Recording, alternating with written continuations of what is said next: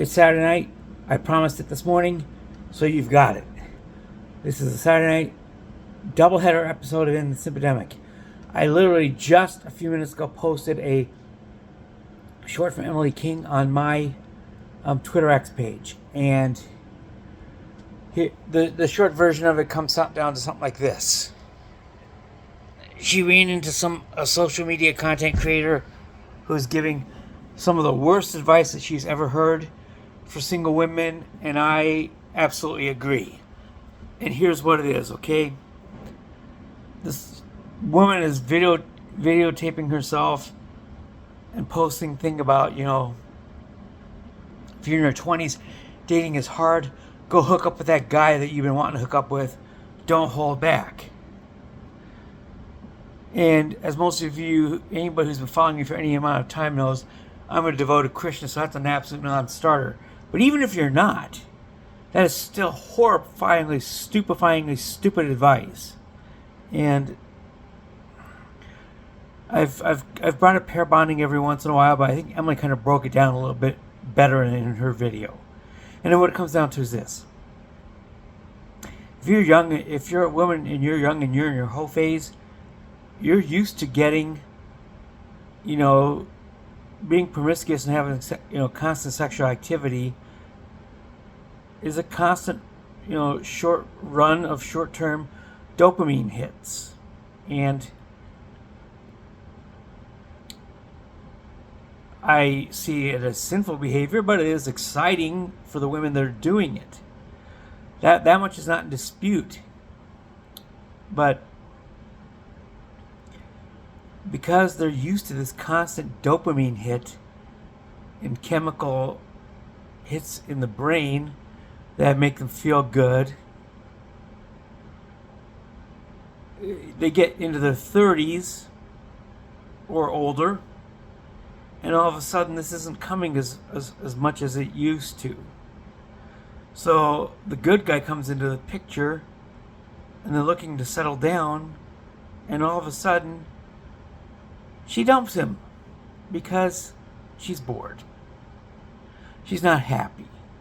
Well, the reason she's bored, she's not happy, is because this endless dopamine hit of a train of guys is not in the picture anymore. That drug is gone. And if that drug is gone, they're not going to bond or connect.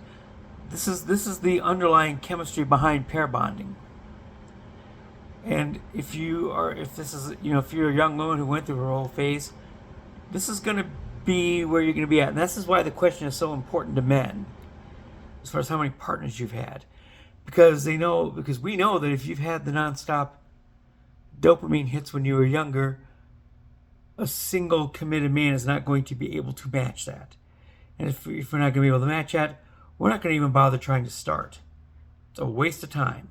Because eventually we're going to wind up out there, kicked out, thrown to the curb, all because a woman got bored.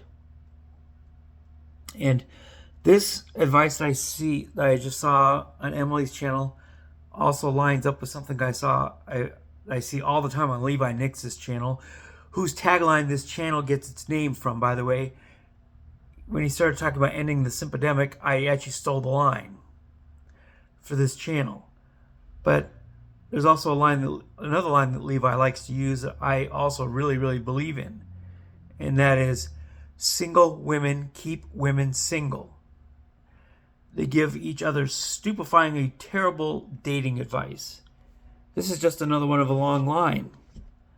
I could come up with hundreds more. Of course, in this episode, it'll be about 5 hours long, and I'm not up for that tonight. It's a little bit late on a Saturday night as I film this, so, I could do it. I'm not going to, though. Mainly to save you guys a lot of endurance as well. But single women do keep women single. They give stupefyingly bad advice. Some of it falls into this category where they are just like, do whatever you want, we can do whatever we want category. That's one. The second one is, they prefer their other women friends, quote unquote, to be miserable because they're miserable. And misery loves company, of course. And so that's another reason why they will give other women insanely terrible advice.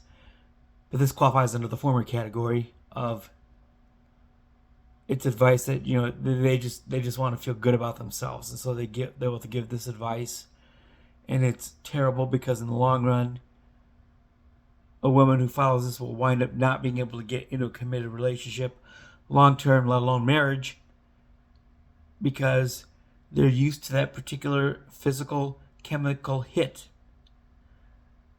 on a constant basis.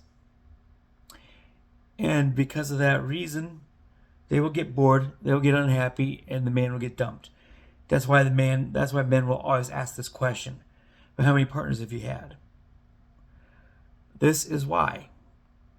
So I don't know if I can explain it any clearer than that, but that's what it is. And so you can watch Emily's entire short on my page over on Twitter X. I will also provide a link to Levi's channel on my description here. I'm sure you would have some things to weigh on this one, so please don't be afraid to drop it in the comments. I definitely want to hear from you. And as usual, a lot of your comments wind up becoming part of my content. So a lot of your ideas can become episodes, even if some of the comments are a little bit silly, like the one I got about what is my daily diet like. I actually did an entire episode around that. Of course, the nice thing about being a single man these days who is economically very self-sufficient is I can eat whatever the heck I want. I can go wherever I want. I can schedule things whenever I want. I go to the gym whenever I want. I don't have anybody nagging me or begging me to stay put. You know, there wouldn't be anybody out there to keep me from doing things. And so I had a little bit of fun with that as far as sharing what my typical diet is like. It's not perfect, but it's better than it used to be.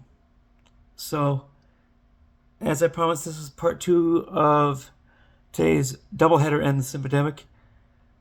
Remember, single women keep women single. And they're very capable of giving each other horrible, terrible advice.